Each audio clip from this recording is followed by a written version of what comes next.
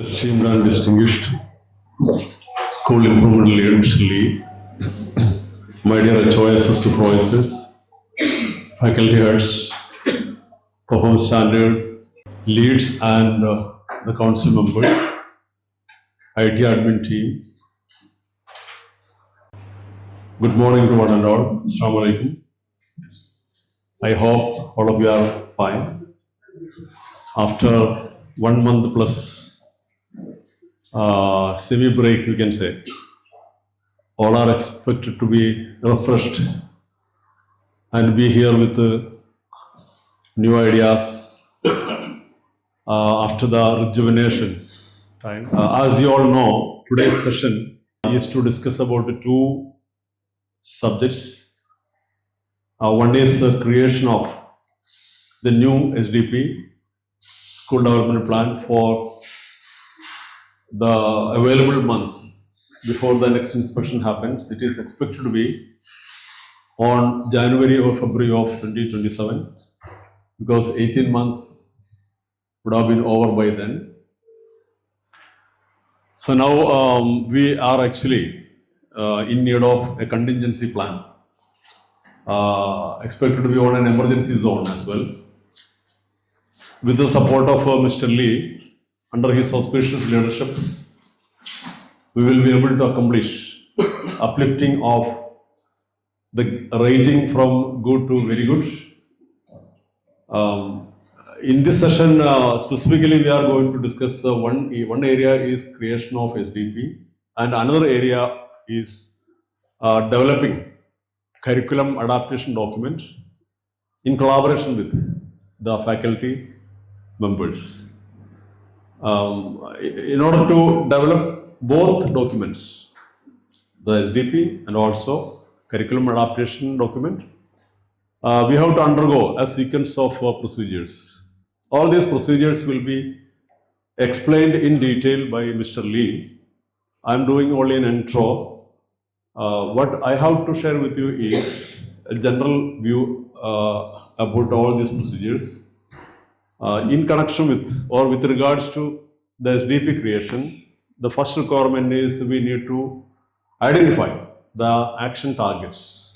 We all are familiar now in creation of SDP. Last year we experimented, but we have succeeded in developing an SDP document, but we have not transacted it at all.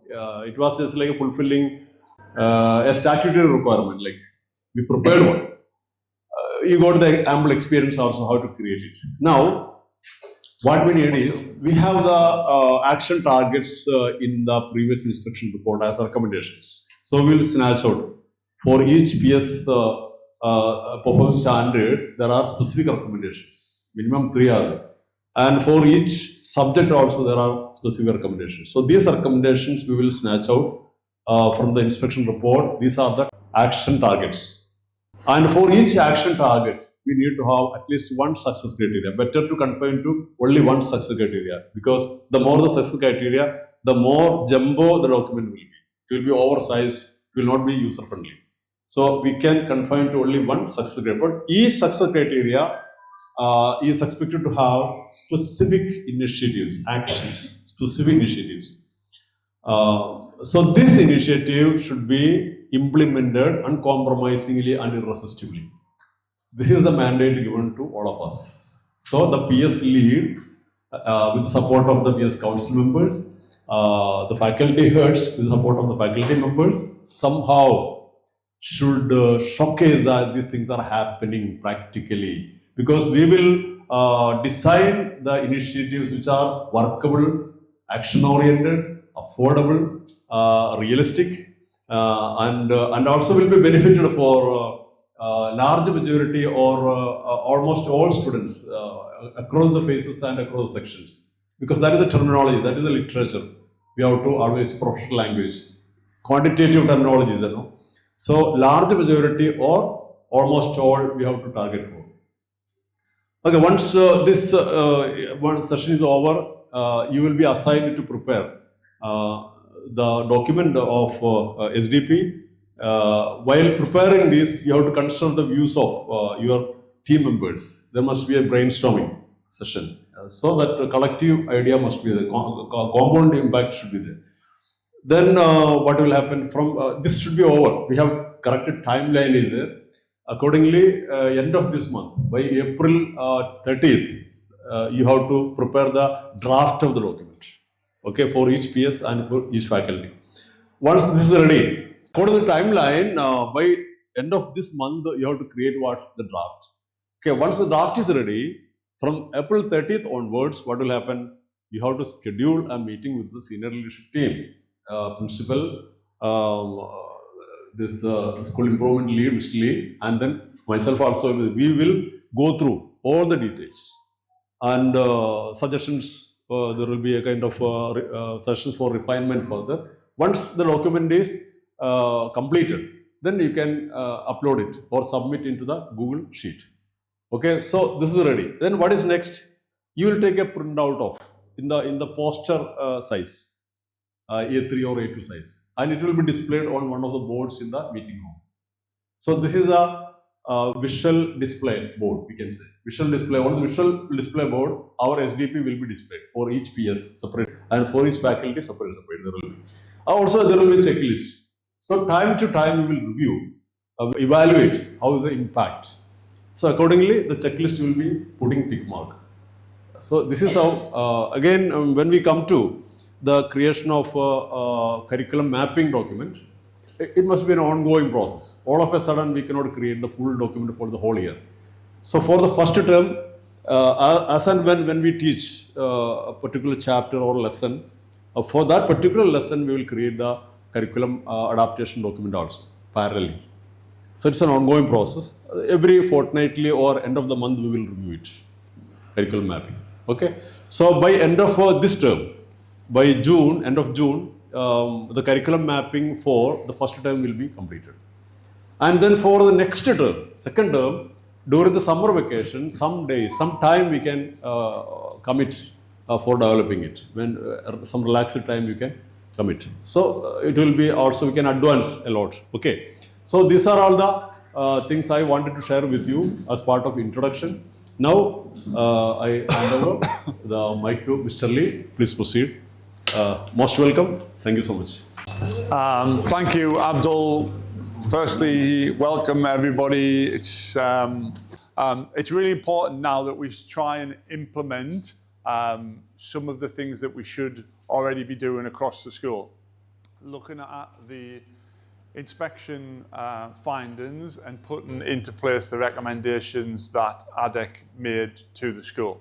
Obviously, we've had a little bit of disruption to the start of the school year with everything that's gone on, but hopefully now that we're back in school face to face, we can start putting things into practice to make the school a better place for students, a better place for staff, and push those judgments forward in terms of ADEC ratings.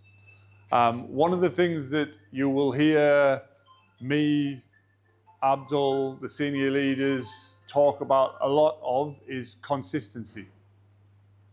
If we're consistent in everything that we do across the school, then judgments in terms of ADEC ratings will move naturally.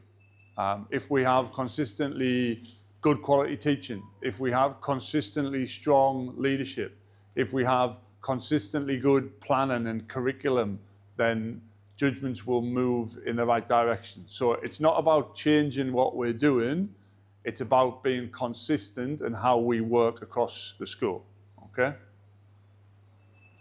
So what we're going to look at in terms of the school development plan.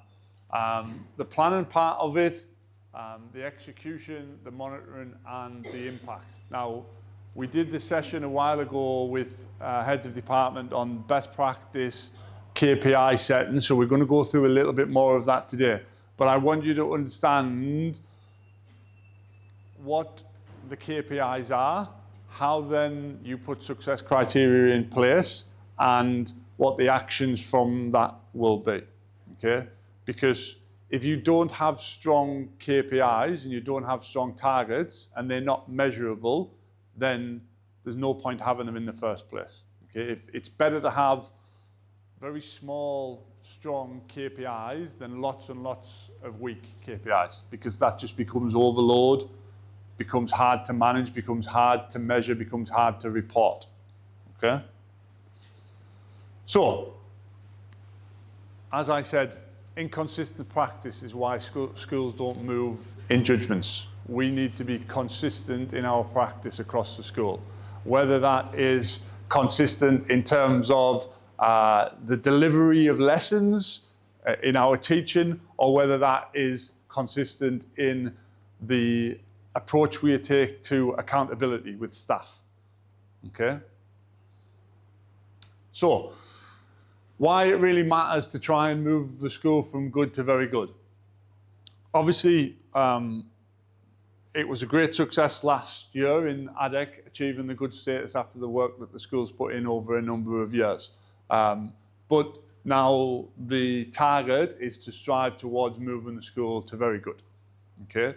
So the reality at the minute is that we have plans in place, but they lack a little bit of consistency.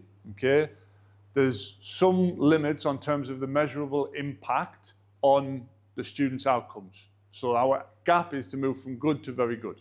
Okay? And in some cases, in terms of some of the judgments, the gap is to move from acceptable to good, because we're not going to jump from acceptable to very good, but we can be good with parts of it being very good as well. So from today, we're going to have some clear targets, we're going to have some measurable success criteria, and we're going to put in place a structured implementation and monitoring process for the school development plan.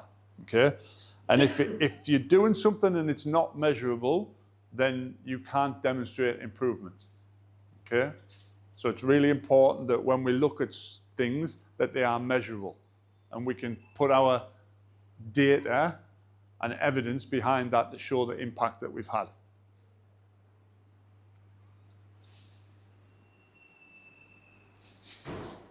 Let's move back over here. Okay, so what that looks like in terms of the cycle for the SDP implementation. We've got to define our targets as a whole school, which we've been busy doing. Then your role as performance standard leads or heads of section, heads of departments, is to put together KPIs with success criteria, the initiatives or the actions that are going to meet those success criteria, how it's going to be implemented, how it's going to be monitored, and then review it. Okay? And that whole process is evidence gathering as well. Okay? Don't worry too much about taking notes. I will share all of this with everybody afterwards, so that you've got the whole presentation. Okay?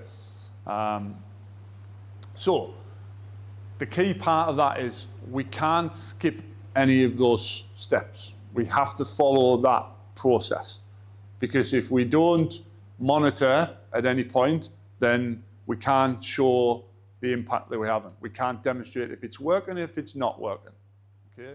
If we don't put initiatives in place, we're never going to meet success criteria and our targets and our KPIs.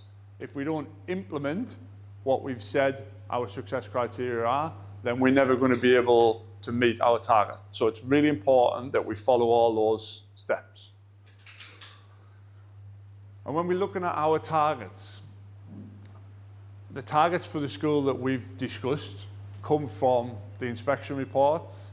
Okay? Your targets, again, recommendations from the inspection report and the findings. Okay?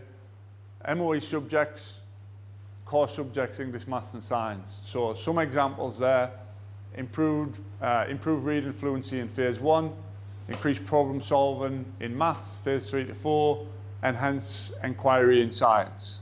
Okay?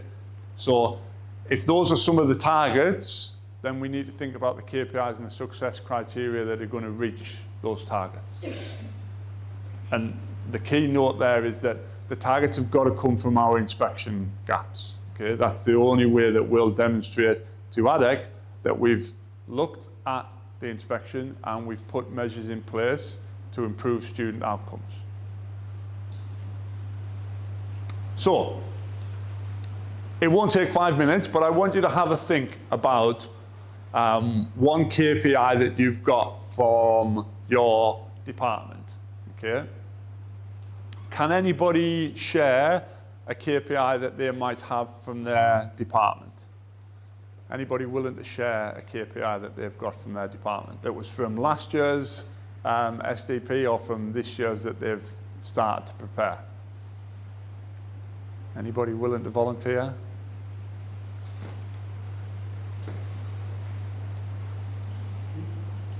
No? Okay, so. In PS2, Uh-huh. for personal development, one initiative was it's goal setting process. Yeah. For the students of grade 4 to 12. It is almost all students are participating. Grade 4 to 12. With the professionally designed templates embedded in the school diary. Yeah. Each student is able to fill up. Uh-huh. Personal development, career goal, versus academic goal, and social development goals. Uh-huh. So all these they will set Yeah. for every month. Okay. So when we look at KPIs and how we structure a KPI, it's really important that it's focused on the students. So whether that's on outcomes, Adil was talking there about personal and social development. So what was the outcome, Abdul? What was the outcome from the KPI that you were talking about? Outcome, all students are aware of the goals of life Okay. in 3 dimensions. And how was that quantifiable? Quantifiable means we conduct a survey. Okay. Academic year, how they are benefited, they will give the feedback. So it was quantifiable by data that was done by a survey, and it was time bound by end of the academic year. So end of the academic year. So essentially, the formula, and this doesn't have to be followed, but it gives you an example.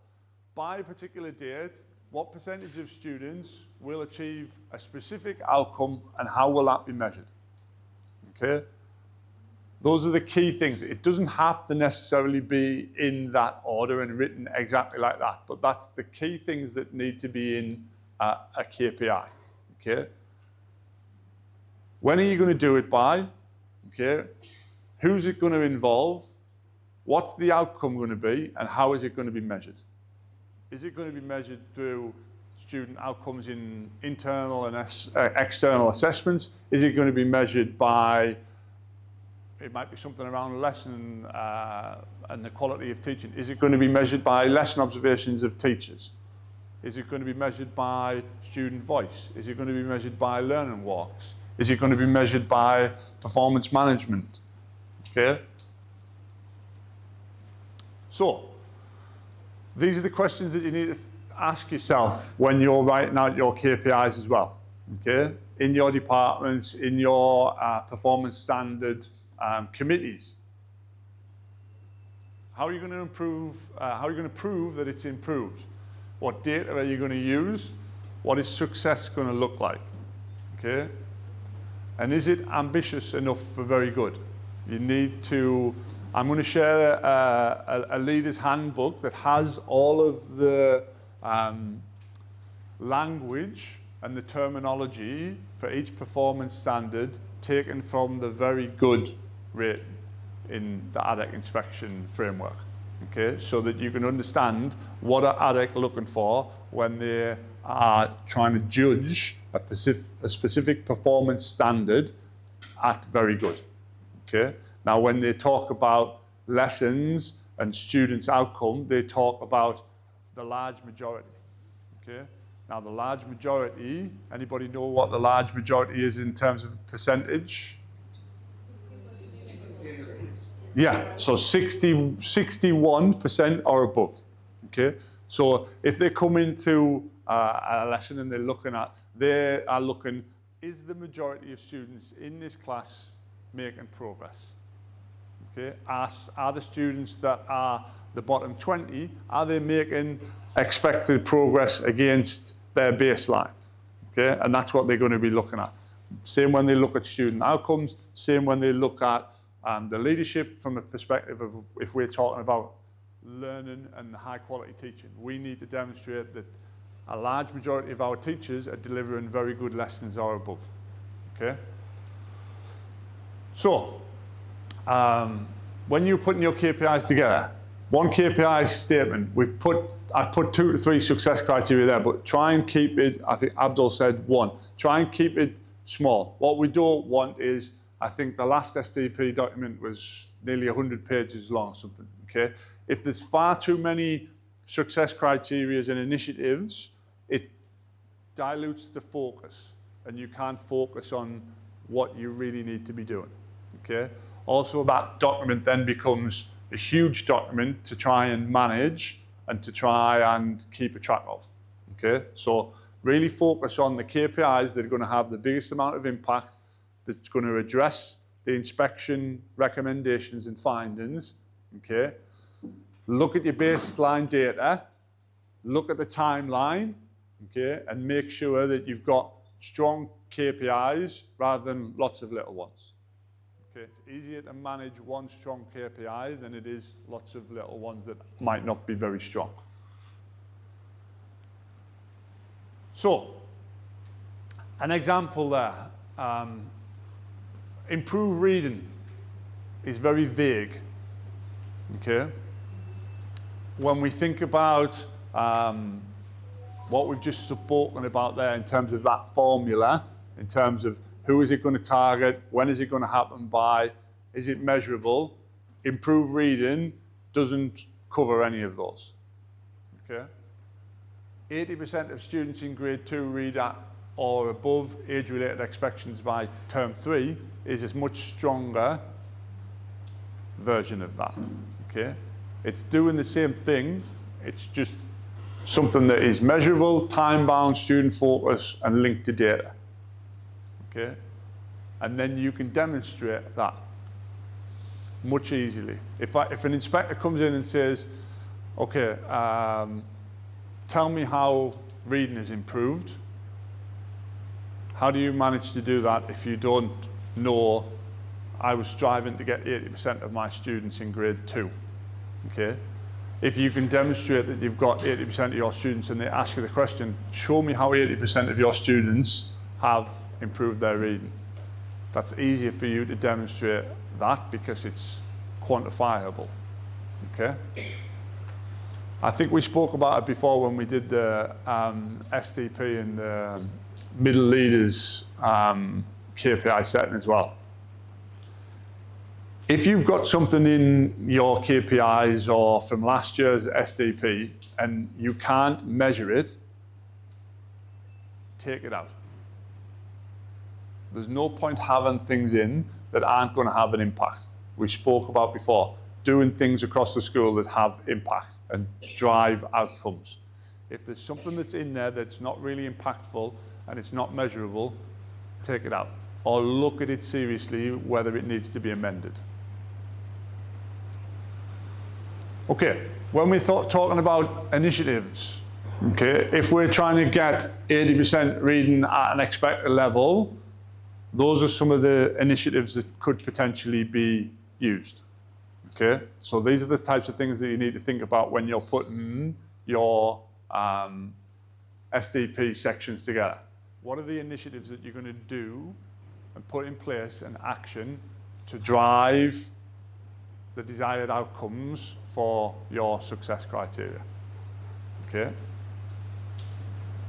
And keep it realistic. Okay, don't try and overload what you're doing, because if you're not realistic and you overload, then you won't be able to meet your success criteria. Okay? So, when we look at the monitoring and evaluation, how do we currently monitor our action plans and our SDP? Can anybody share with me? How do you, as a head of section or a head of department, how do you monitor your action plans and your sections of the SDP? How do you monitor them? Anybody share?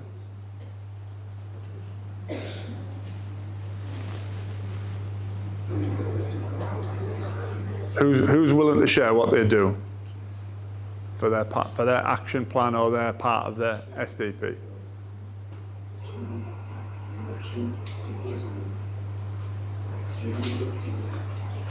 Everybody's shy. Okay, so when we're talking about monitoring and evaluation, okay, as a head of department, as a head of section, okay, you need to be looking at student outcomes, and that might be student outcomes in terms of attendance, behaviour, well-being, okay, not just internal and external assessments. They all do their internal and external assessments. They've got Carella board examinations, they've got CBSE, they've got PISA, they've got TIMS, they've got internal assessments that they are doing in school.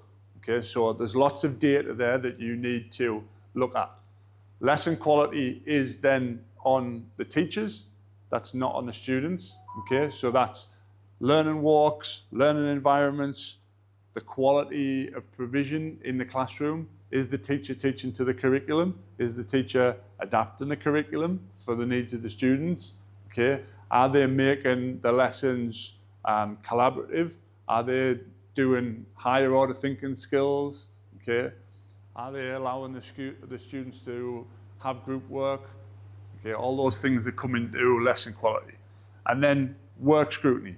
What's happening in the books of the students? Are the students demonstrating understanding in their books or their work that they're doing, assignments in class?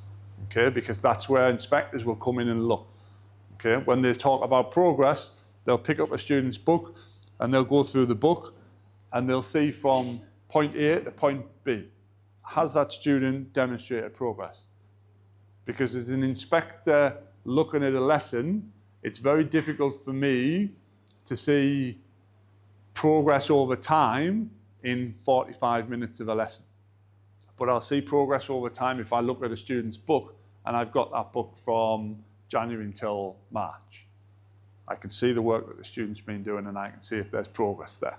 Okay? And then intervention. What are we doing with those groups of students, whether that's gifted and talented, SEND, that we know have particular gaps in progress and attainment?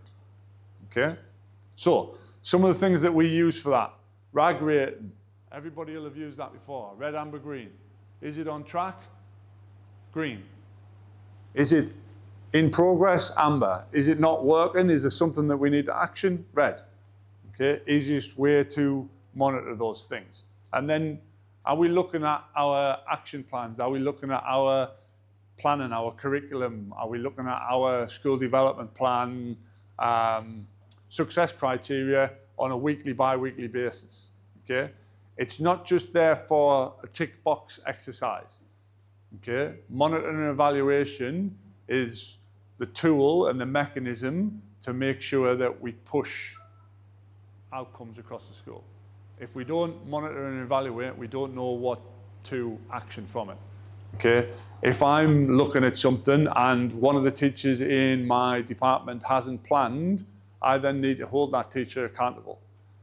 Okay? If that teacher hasn't submitted assessment grades into a document that I need to review to check gaps in knowledge for intervention, I need to hold that teacher accountable. Okay? Because high accountability also means that everybody in the school is consistently working at that level we need them to work at.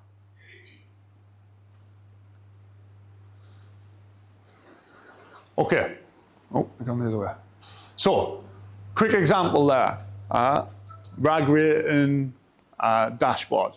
Very simple. Has the KPI, where they're currently at, what the target is, where they are in terms of a RAG rating, what the evidence is, and then the action. Okay? So these are predominantly all red or amber, which means that there needs to be action put in place. Okay? If it was green, you would just put continue to monitor and evaluate. Okay? But if they're amber or they're red, then we need to make sure that we're putting actions in place.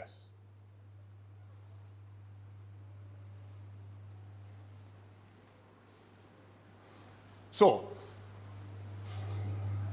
Mr. Abdul will share this with everybody afterwards, but I've just took a screen grab of it to move forward. In terms of what we need to do from now, this is what we're going to be working towards, these points in here, to make sure that we've got a strong school development plan from each section, from each department, from each performance standard moving forward, so that we can craft that, design that, refine it, and then have it ready by May to be able to then roll out and make sure that we start that monitoring and review process of the school development plan. Okay, so when we're thinking about our school development plan, as I said at the beginning, it's consistency. Okay, it's not extra work, it's just how we're going to work moving forward, making sure that we are consistently doing the right things. And if we consistently do the right things, then we will make sure that we're working at a good or very good level. Okay, so from a KPI perspective, make sure your KPIs are aligned with inspection findings, reports, recommendations. Okay, make sure that they are going to be driving impact on student outcomes, okay, and make sure that they follow that rule of having a date, time bound, measurable, okay, and who is going to be affected by it. Students, staff, whoever is that's going to be affected by, okay. Okay, we are going to move on to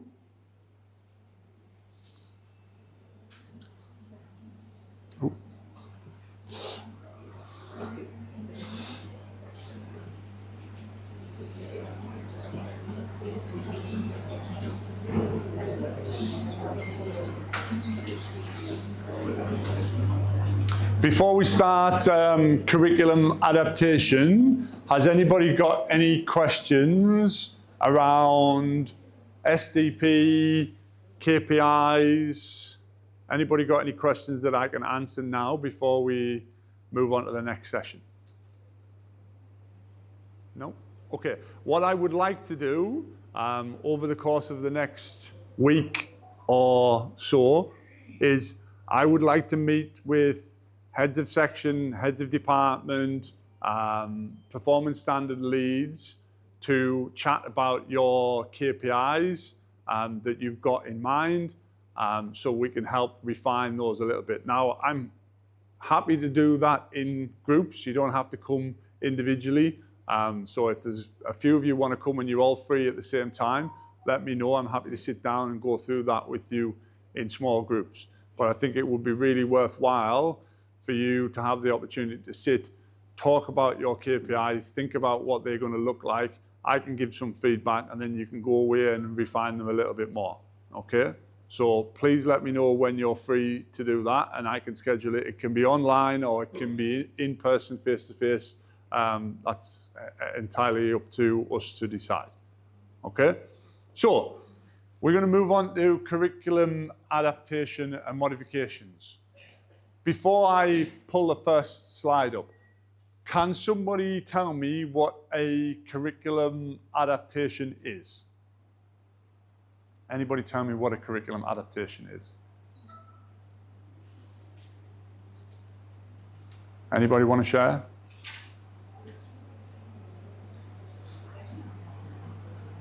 There's no wrong or right answers. Don't feel shy. What we have planned should be reflected in the work. Okay, so it does come down to planning when it comes to curriculum adaptation.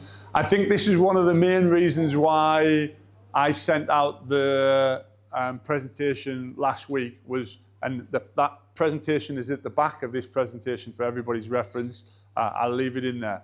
It's really important to understand what curriculum adaptation means, because it's discussed quite a lot by ADEC in the inspection framework and also in the report.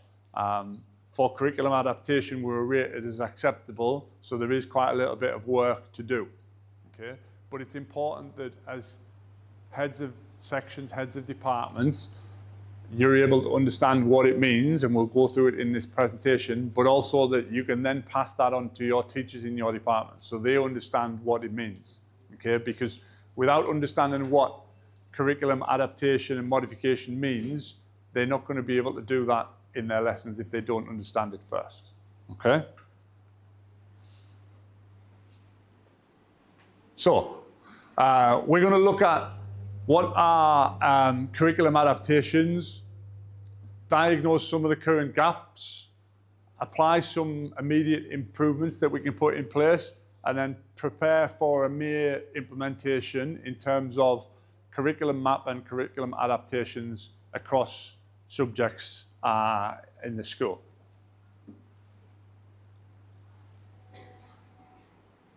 So, where we are now, performance standard 3, okay? So for curriculum adaptation, it was acceptable, okay? PS4, yeah. Yeah. So, yeah. So PS4, acceptable for curriculum adaptation, okay? So, in the short term, our target is to get that to good, okay? And then in the long term, our target is to get that to very good. It's very difficult when it comes to any inspection and report in any of the Emirates to move from 2 judgments, essentially, to go from good to outstanding or to go from acceptable to very good. So our first target is to move it to good, okay? Students, what is the breakup, sir?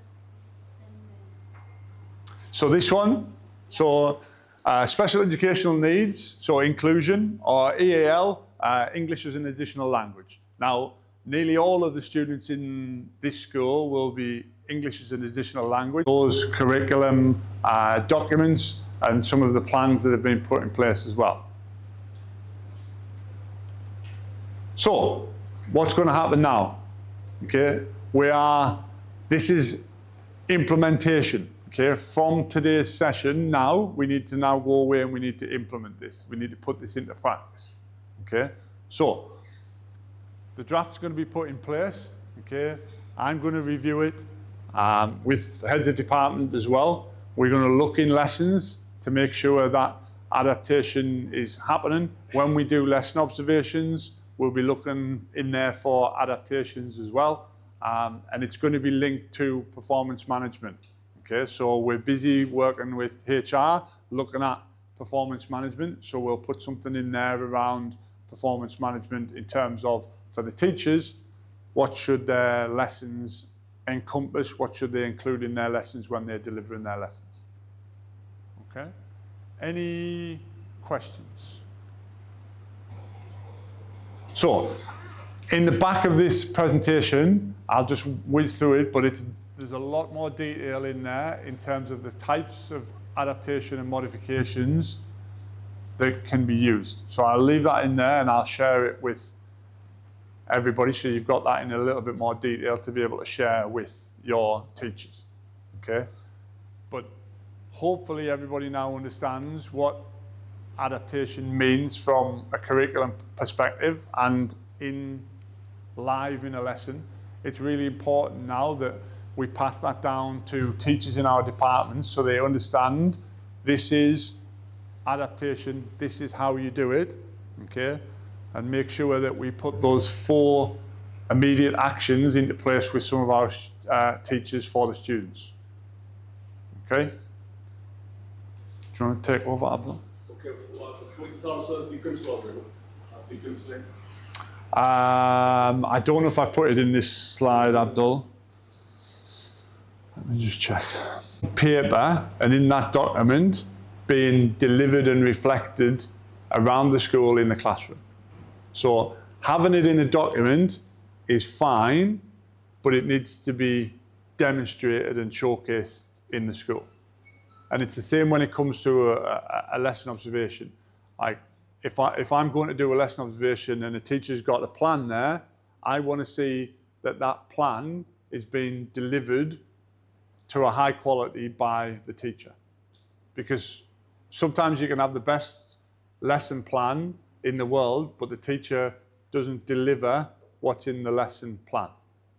And that's where the disconnect comes from. And I think it's the same principle with curriculum adaptation. It may be there, but it wasn't explicit enough for them to make them understand that it's being put in practice in the school. So by having a separate document with a tracker that shows where our curriculum adaptation is and how it's being implemented should hopefully be able to push that judgment forward. And then if we can see that practice being put in place in lessons, that then demonstrates to the inspectors, yes, we've took the feedback on board, we've put something in place, and now it's been actioned in the classroom by the teachers. Okay, so we can have a separate role in addition to curriculum mapping. To project to what? Curriculum adaptation, something we have particularly exclusively prepared. Number two, how do we move from acceptable to good and from good to very good during this short span of time? Another document, that can be another document with the KPIs or what the performance illustrators and descriptors are there in the inspection report.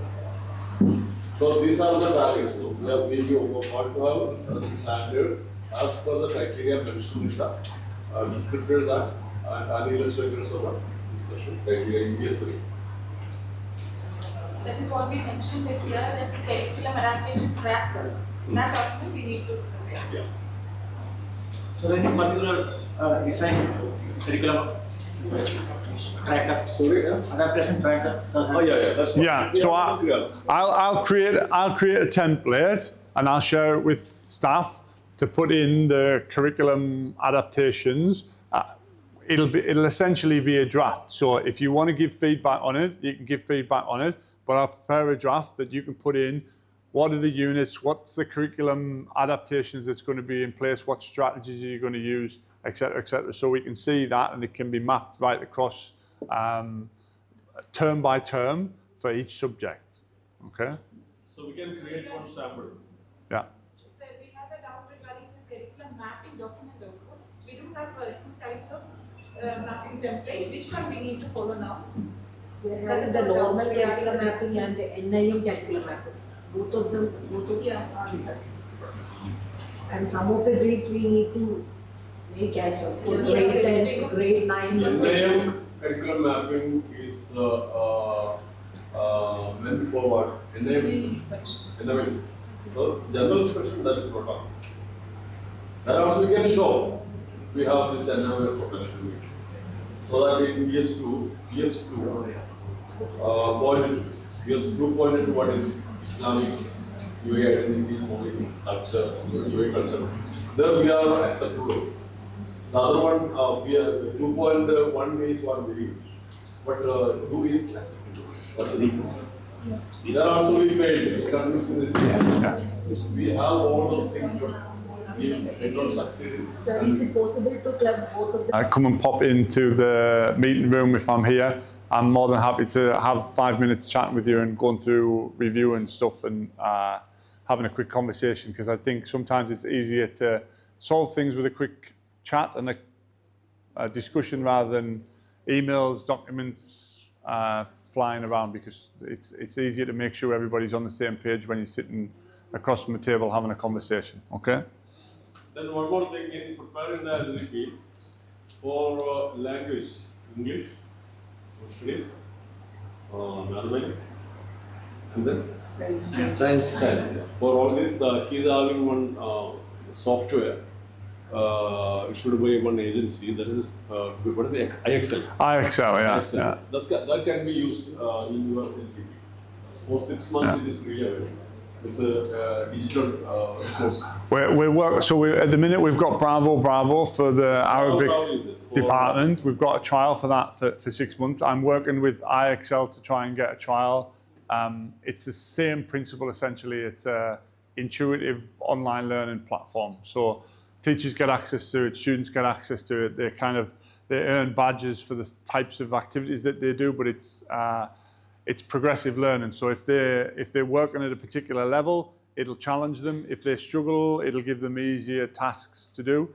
But it's science, English, maths, and social studies as well. So I'm trying to get that for the school on trial to see if we can use that. I've used it before and it's quite good. So one is IXL, please remember those subjects I mentioned earlier. IXL software. IXL.com. Yeah, that's it. Then another one for Arabic, Bravo. One session was there, how useful it was. It was good. And what about Islamic, whether it was included or not? It's simply. So only Arabic will give benefit also. Okay. Class. Yeah. Okay. Thank you.